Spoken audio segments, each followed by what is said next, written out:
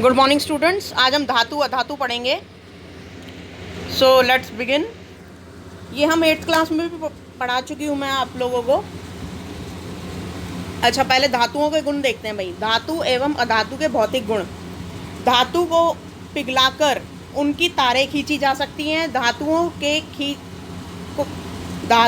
खींचकर तारों में बदलने की विशेषता को तन्यता बोलते हैं। ठीक है, यानी कि धातुएं ऐसी होती हैं कि उनको एक बार पिघला दिया जाए तो उसको तारे भी बना सकते हैं, कुछ भी बना सकते हैं, उसका ग्लास वगैरह जो भी बनाना हो। ठीक है, इस तरीके से धातुओं को पीट कर पतली चादरों में भी बदला जा सकता है। धातुओं को पीटने पर चादरों में बदलने की विशेषता को आघात वर्ध्यता बोलते हैं।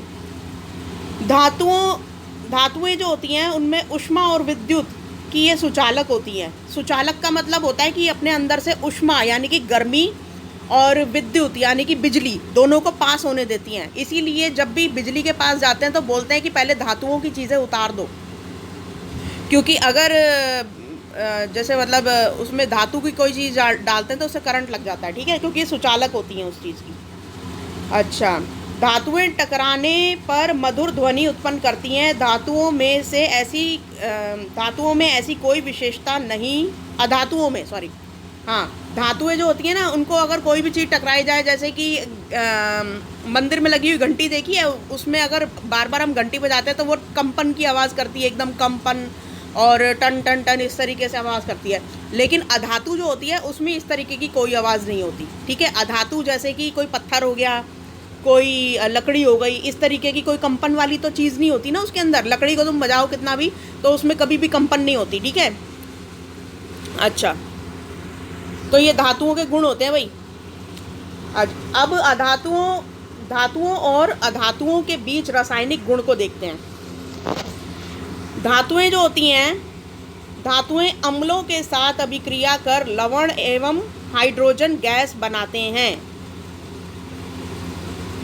धातुएं अम्लों के साथ अभिक्रिया करके लवण यानी कि नमक और हाइड्रोजन गैस को बनाते हैं, जो पॉप की ध्वनि के साथ जलती हैं।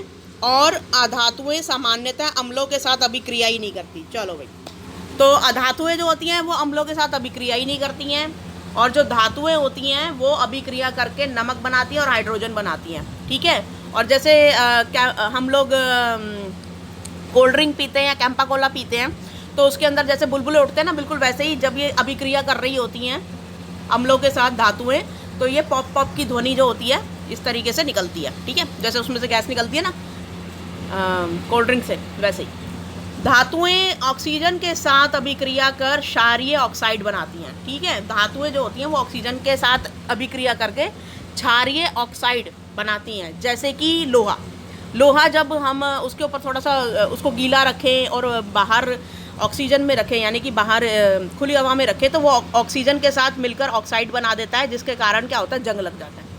ठीक है, जो जल में मिलने पर लाल लिटमस को नीला कर देता है।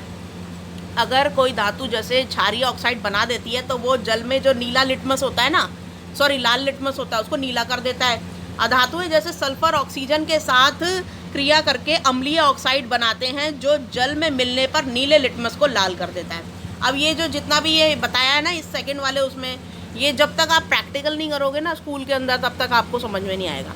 वो मैडम एक चिट सी देती है, एक लाल लिटमस होता है, एक नीला लिटमस होता है, उनको विलियन में जो डालकर वो देखा जाता है कि कौन सा लाल हो रहा है और कौन सा नीला हो रहा है। नीला वाला लाल हो जाता है, लाल वाला नीला हो जाता है, तो वो उसकी जो कंडीशन दे रखी है वो ये है। ठीक है, अधिक अभिक्रियाशील धातु कम अभिक्रियाशील धातु को उसके लवणीय विलयन से विस्थापित कर देता है। जैसे लोहा कॉपर को उसके लवणीय विलयन से विस्थापित कर देता है। लोहा जो है वो ज़्यादा अभिक्रियाशील है, लोहे में बहुत जल्दी जंग लगता है। कॉपर में कभी जंग लगते हुए देखा है? नहीं ना, तो वो कम अभिक्रियाशील है। तो क्या होता है कि अधिक अभिक्रियाशील यानी कि लोहा, कम अभिक्रियाशील यानी कि कॉपर को उसके लवणीय विलयन से विस्थापित कर देता है,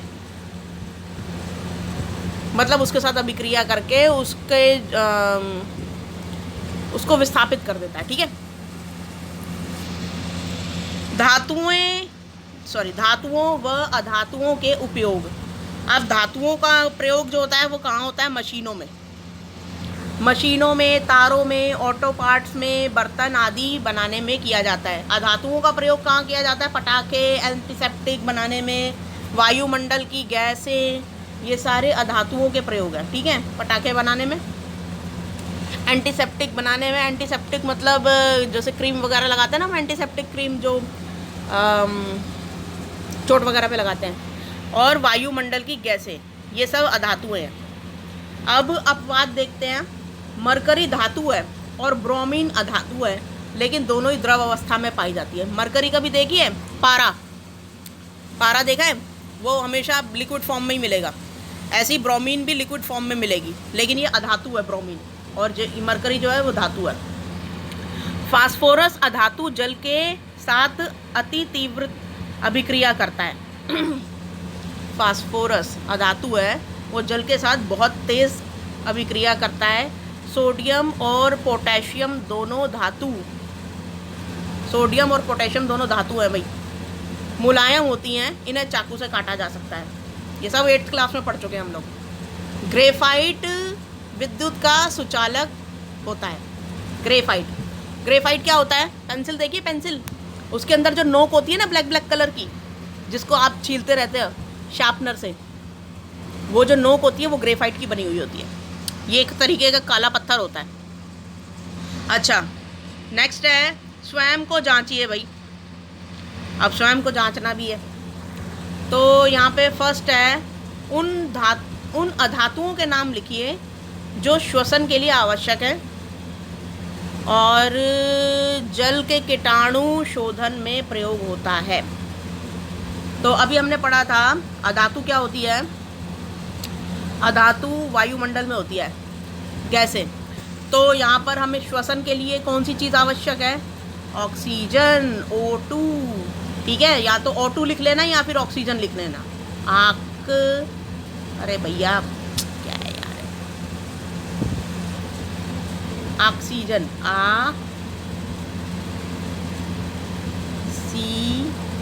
ऑक्सीजन। ऑक्सीजन में बड़ी की मात्रा है कि छोटी क्या है? ऑक्सीजन। अच्छा, नेक्स्ट है कार्बन डाइऑक्साइड भी लिख सकते हो भाई, छोड़ोगे भी तो कार्बन डाइऑक्साइड लिख लेना। ठीक है, जल के ये रासायनिक नाम दिए मैंने कार्बन डाइऑक्साइड और ऑक्सीजन के।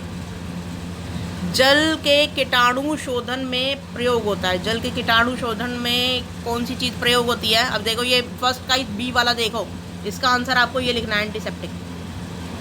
ठीक है, ये एंटीसेप्टिक इसमें डाल देना, लिख देना आंसर। अच्छा, नेक्स्ट है क्वेश्चन नंबर 2। कौन सी धातु व अधातु कमरे के तापमान पर द्रव अवस्था में होती है? चलो भाई, अब ये दोनों चीज़ें जो हैं ये द्रव अवस्था में होती हैं, ये मरकरी और ब्रोमीन। तो इसका आंसर सेकंड वाले का हो गया। थर्ड वाला देखो, तन्यता और आघातवर्धता को परिभाषित कीजिए। तो सबसे ऊपर पढ़ा था हमने, धातुओं के गुण होते हैं ये, तो इसको भाई परिभाषित कर देना है। एक ये वाला पॉइंट लिख देना है, एक ये वाला पॉइंट लिख देना है, ये थर्ड का आंसर है। ठीक है, नेक्स्ट है कौन सी अधातु विद्युत की सुचालक होती है?